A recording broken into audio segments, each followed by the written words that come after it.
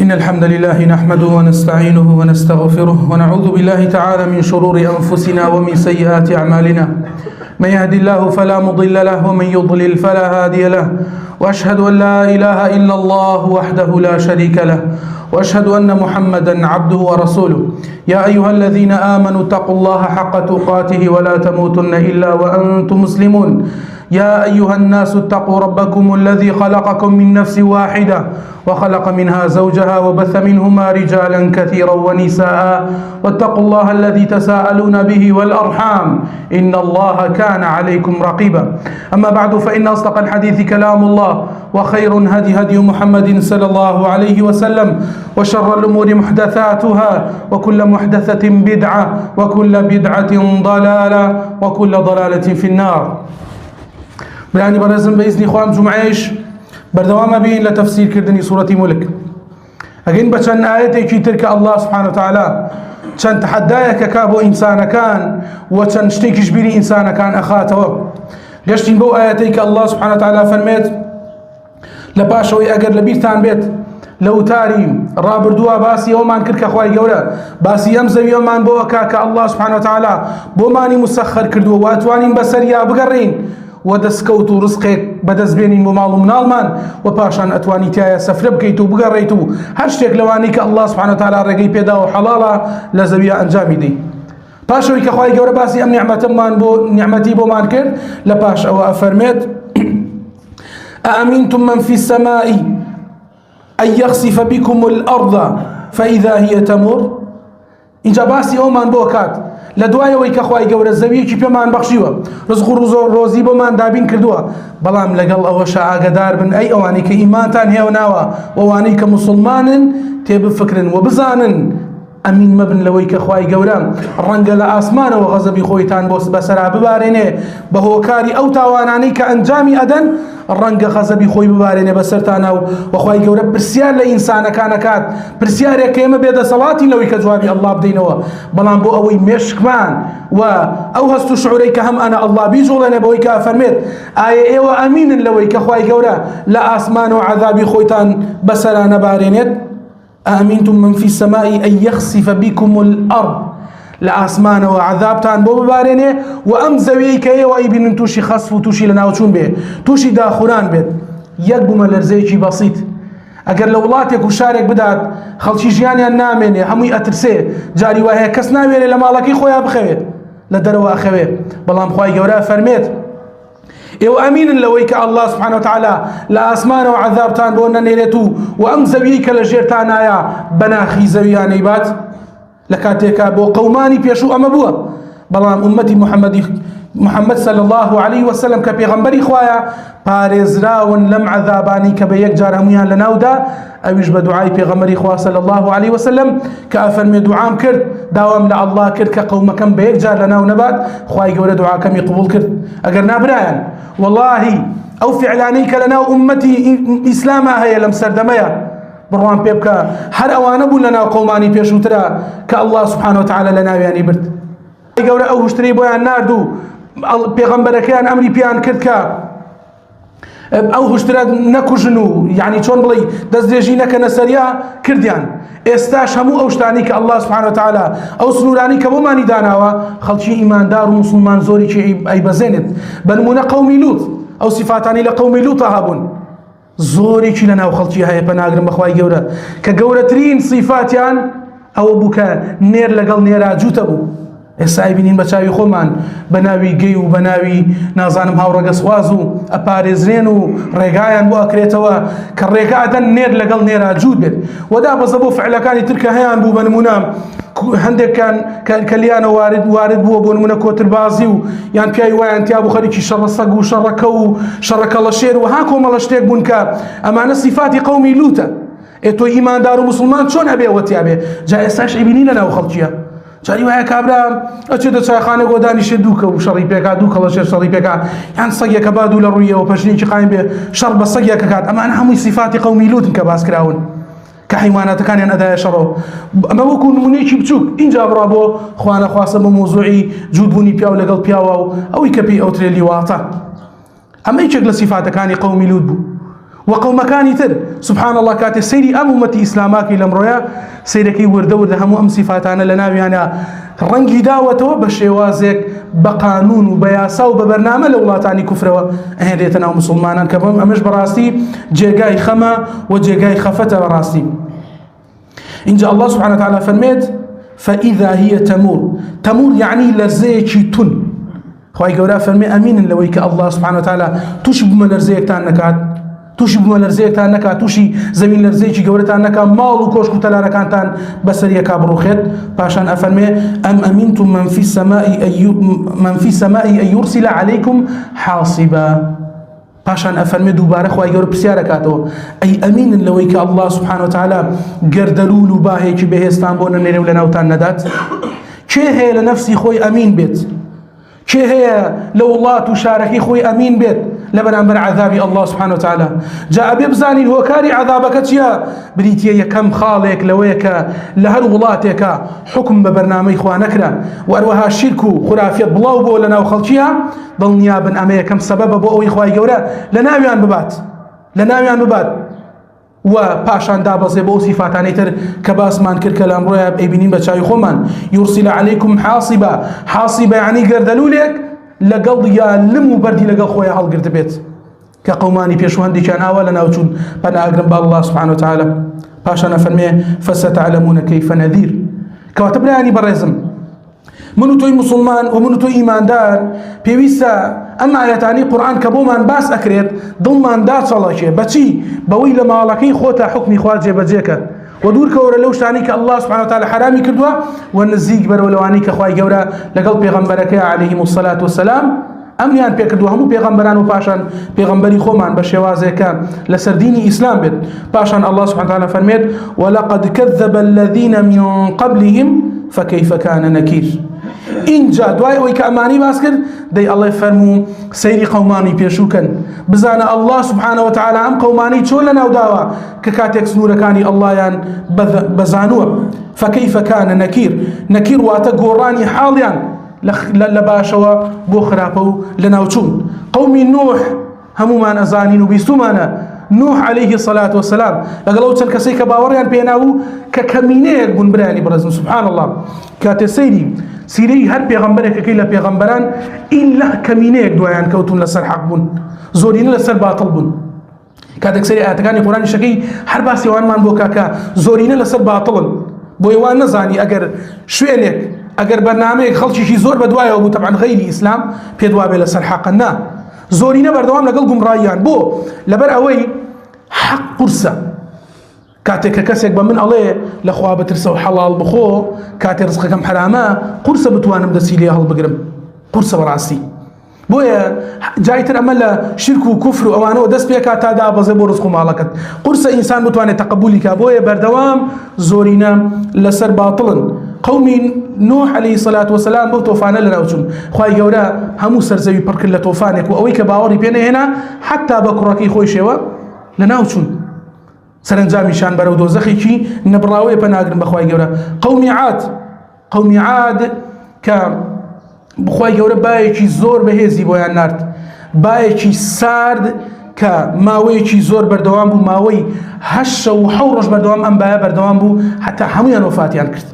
بهوكاري شي بهوكاري بزادني سنوركاني الله سبحانه وتعالى قوم الثمود خواهي جورة دنجي شي بهيز وبملرزي شي بوان نار هميان لناوچون الله سبحانه وتعالى همو أماني بومان باز كردوا لقرآن وقوم شعيب أماني خواهي جورة هوري شي بوان نار دل خوش بون بويك خواهي جورة هوري شي بوان نار دوا بلام سبحان الله كاتك هورك جشت سريان لبري باران آقر أباري بسريانه بناقر مخواي جورا حتى هم يلا ناوچون اما انا بهوكاري تشي بنام او تاوانانيك اوان هيان بو لناوي مشاهيه او جايتي منهجي بيغمبريان كلنا اوانا هبو لناوي مشاهيه زنا وخراب وفاحشه وحرام خواردن وكفر وشرك هم لنا امتي اسلام امره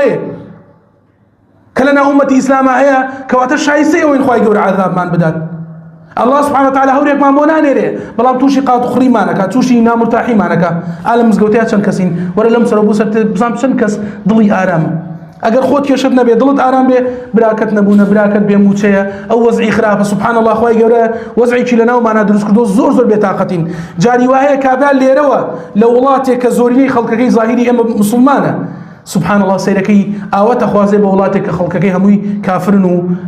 أم آواتي بي خوازي آوات بجياني كي كافر خوازي لدنيا وكاركي چيه وكاركي هويا منو توك بخومان الله إيمان دار نخومان يكلاي كردو تو كافرك بين دواي دنيا كينو دنيا مان دست كوي نخوش مان يكلاي كردو تو كمسلمانك بينو ظلمان آرام بي لسر إسلامتي والرازقو بين لسر أو دين داري كأيكين بويا الله سبحانه وتعالى تشي أونا راحتيانا ما نكات قوم موسى عليه الصلاة والسلام فرعون كأيود من خواي سرزي من نعوذ بالله أو فرعوني طبعا فرعون ناوي كبو باشاكاني مصر بلام أوي كلا سردمي موسى أبو أيود من خوام يترمى أو فرتي يعني لدواي أو كسيك نبوه بلا من خوام هر كسيك كافر بو بي ظالم بو بي أمين أوتو بلام أم قشتو أوي كأيود من خوام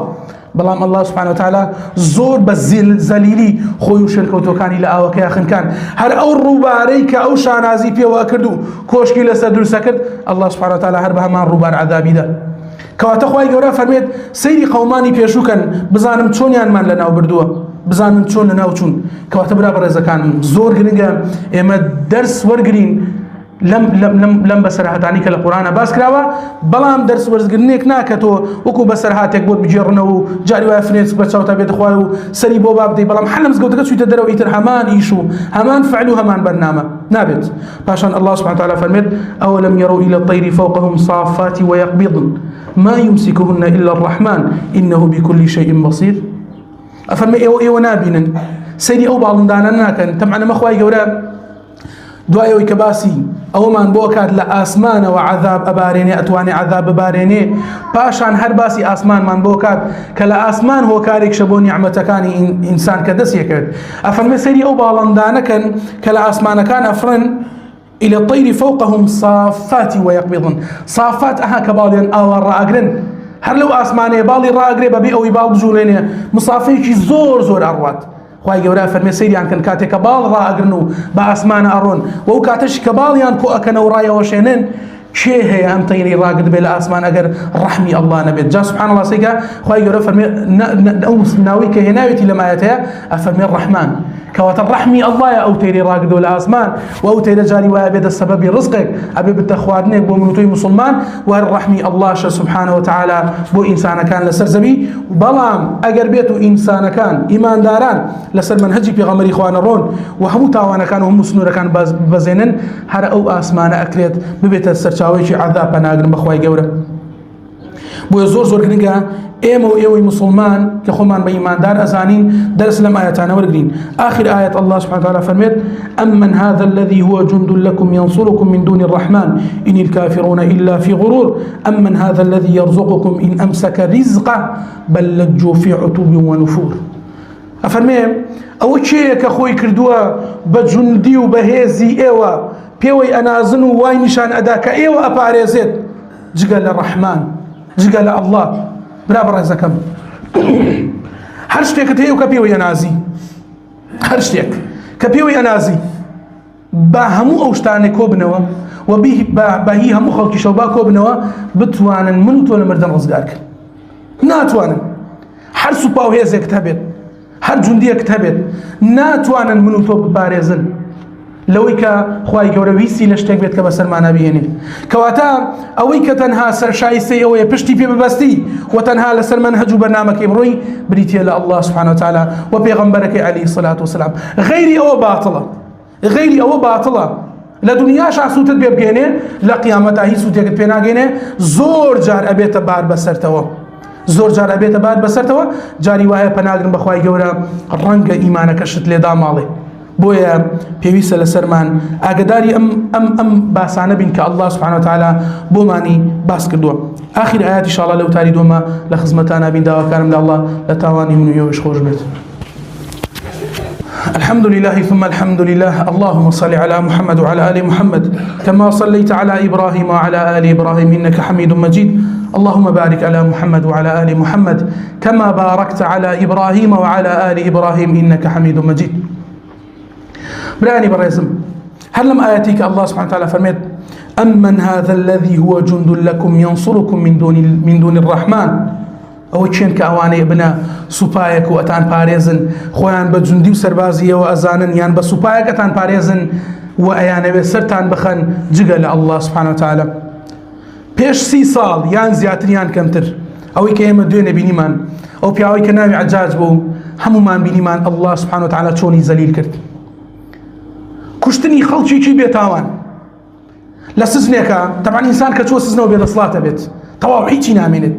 جا ئەگەر بێت و ئەوەی کە لەو سزنەیە ئافرەتێک بێت یان مناڵێک بێت ئەو کاتە زۆر ناڕەحەترە و زۆر بێدەسەڵاترە ئەوەی کە ئەو کاتە بەرامبەر ئەو خەڵکە کوردە موسڵمانە داماوەیە کرد کە چوونە ژێر دەستیان سبحان الله دوای ئەمەن 10 ساڵ طبعا برایان تەسەوورکەن ئەو ڕۆژەی کە ئەو ئافرەتی جیا ئەکردە و دەستدرێژی ئەکردە سەری ئەو ڕۆژەی کە ئەو مناڵی ئەکوشت و مناڵی برسی ئەکرد لە تونیا مناڵ ئەخنکا ئەو ئافرەتتان نەبینی کاڵێ دوو مناڵم هەڵێ دوو مناڵم مردوون لە بەردەستمە دوانەکەی تریش هاوای ئاویان ئەکرد کەس نەبوو ئەومان بداتێ هەمومان بەچای خۆمان بینیمان ئەمە لە ژێر دەسەڵاتی زاڵمێکی بچووک کە زاڵمە گەورەکە ئاپارێزێت جا تەسەوور کە برایەن ئەم پیاوەی کە ئەو ڕۆژە ئەو زوڵمەی لەو موسڵمانانە کرد لەو مناڵە بێدەسەڵاتانە کرد ئەگەر مناڵی کافریش بن بنمونە با بڵین کافریشن خۆ ئەو مناڵە هیچ قەڵەمی لەسەر نییە لەلایەن ئەڵڵاوە